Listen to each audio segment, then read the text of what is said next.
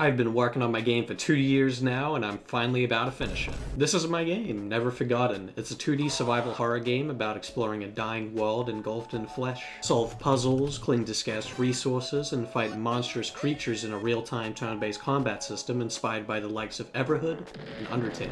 Your journey through this world will wear you down until there's nothing left, but you must persist in spite of the ever-growing misery. Consider wishlisting the game on Steam if it looks interesting to you, and join the Discord server for more frequent updates and to sign up to playtest the full game next month.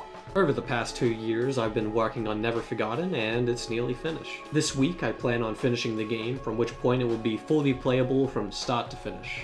The plan is to have the game in a completely finished state well before the release date this October. So, for this video, I'll take you with me on this week-long journey to finally finish my game. Without further ado, let's begin. Alright, so here we are on day one. The first thing that I need to do for the start of the week is actually write out everything I need to do, which I'm just going to put it all in one little area, so just one object, and have one set of checklists which I need to do just to keep things a bit more organized, because as things are right now, everything has its own individual thing. Alright, I'll try to keep this brief, but for the final week, essentially what I have laid out is I need to finish up the final chapter of the game, implement a dialogue system for cutscenes. For the first level of the game, I want to add in a new tutorial section that does a better job of teaching the general mechanics of the game. After that, I will have to go through and give all of the current enemies for Act 1 portrait sprites, which are the more detailed version of enemy sprites that you see in the battle screen. And then lastly, just general stuff, which is mostly just tying everything together, having each level progress to the next, balancing, of course, and bug fixing, narrative tune-ups, mostly just a lot of small stuff. I'm just gonna get started on the final level stuff since that's where I left off last week, and it shouldn't take too long, hopefully. Before starting on the cutscene music, I needed to implement some other music I made for the boss fight. Once that was done, I began working on the cutscene song. The song uses a piano, but to give it extra atmosphere, I added a slight bit of compression as well as heavy reverb. The song itself was just using a piece which I had already composed for this boss fight, so I didn't have to spend too much time writing or altering it. After the song was finished, I slapped it in the game, and after some minor fixes and alterations, the final boss was officially finished. For the sake of spoilers, I won't be showing the cutscene here. Now moving on, the last things I needed to do for the final level was just implementing a placeholder ending and setting up a save system, both of which didn't take long at all.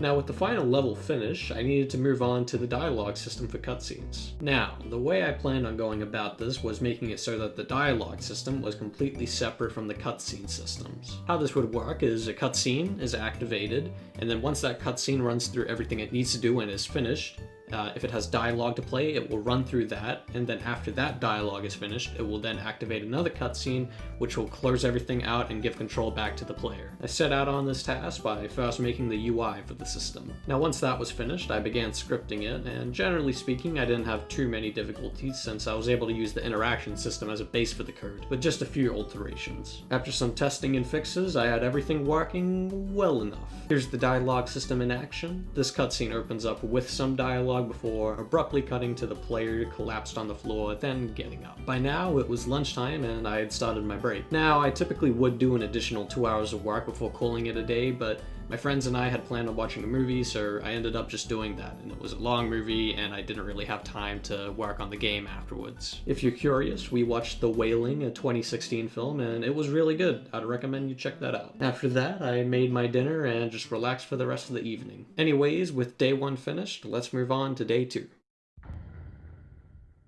For day 2, I wanted to finish the cutscenes and move on to the artwork for the enemies in Act 1. Yesterday, I managed to finish writing the dialogue for the cutscenes and just needed to implement it. I honestly don't have too much to show for this. It was pretty boring since I was just inputting text into arrays for like an hour and a half. The cutscenes also needed some sound and music. After putting that together, I did the scripting for each cutscene, and that was it. I'm not going to show any of the cutscenes here since they involve spoilers and not visually interesting, so you have to play the game to see them, I guess. If you'd like to playtest the full game, you can join my Discord server and sign up there. Playtesting will begin next month, so you have plenty of time. Now, with the cutscenes finished, I began working on the enemy artwork after my break. I only managed to finish 2 of the 7 I needed to do, but progress is progress. And that's all I managed to get done for day 2.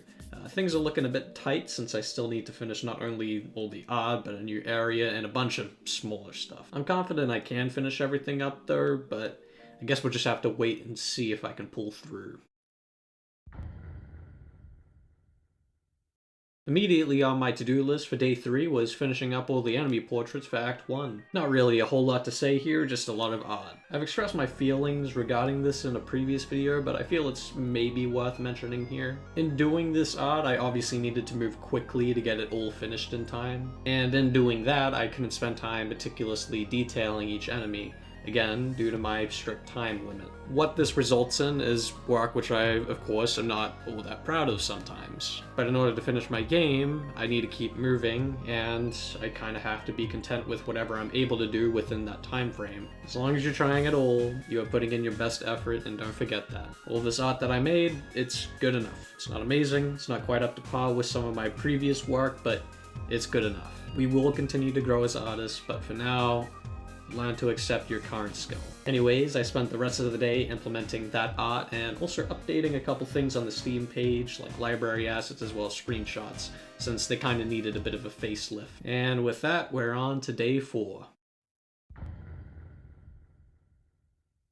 The last things on my to-do list were just getting the game ready to be played through all the way. It took me around 20-ish minutes to set all that up, so now, my game should be fully playable from start to finish. Right? Well, yes actually. Outside of a few small bugs here and there, everything was working just fine. I'm genuinely quite surprised by the lack of technical issues. That doesn't mean there weren't any at all, just that most of them were easy and quick fixes. And obviously, again, for the sake of spoilers, I'm not gonna show a full playthrough of my game, so this blurred background footage, that's the best you're getting. Better buy the game, better get it when it comes out, or sign up to playtest on the Discord. Remember, you can do that. Playtest begins next month. You can play through the full game for free, and you'll get it in your library on Steam. You won't have to pay for it. It's pretty cool, good deal. After I managed to play through my entire game, I spent the remainder of that day fixing up everything I had written down while playtesting. Now, generally, outside of like bug fixes and such, of course, there's a lot of things I need to do for the narrative to refine that. There's a lot of balancing I need to do to refine that, you know, ensuring that there's a proper difficulty curve from the start of the game to the end of the game, since some enemies have harder attacks than the final boss, which is not a good thing. So I need to go back and, you know, refine that. But after all was said and done, that was it for the day. It took me 3.5 hours to play through the game, which, of course, not all of that was actually playing the game. Around 45 minutes to an hour are a mix of breaks as well as me having to go out of my way to fix something real quick while I was playing. So the game took me around 2.5 hours to finish for me, personally, which a lot of that has to do with the fact that I didn't really struggle with any of the enemies. Of course, I already know how to do all the puzzles, I know how to progress, I know where to go, so it's like, it's hard to say necessarily how long the game is. I need people to play it, and a fair few people to play it, probably a good like 10 to 20 before I can say, like, with any level of certainty what like the average sort of playtime will be, but it'll probably stretch anywhere from 2.5 hours to 4 hours, I would say. Anyways, with everything done for today, I guess we're moving on to day 5.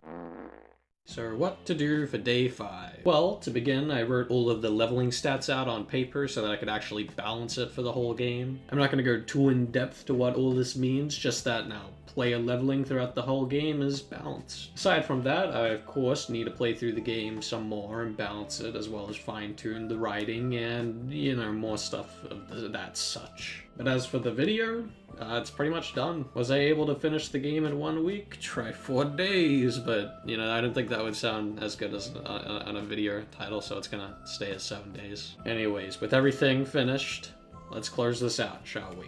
Thanks for joining me on this wonderful journey and for watching all the way to the end. If you'd like to stay up to date with the happenings for the game, subscribe with notifications on to never miss an upload. And again, if you would like to playtest the full version of my game next month, or you just want to get more frequent updates regarding the game, or you just want to chat, join the Discord, which will be linked in the description and the comments. And of course, no plug is complete without me telling you, if the game interests you, consider wishlisting it on Steam. Trying the demo, Birth of Witch would be greatly appreciated. Thank you. Awesome. Alright, great. Yeah, wishlist the game. Actually, as of writing this script, Never Forgotten has recently surpassed 1,000 wishlists, which is absolutely awesome. Thank you all for the support and helping me break that milestone. And also, one more quick thank you before closing out this video. Thank you, I'm sorry, I am very afraid I'm just gonna butcher the pronunciation.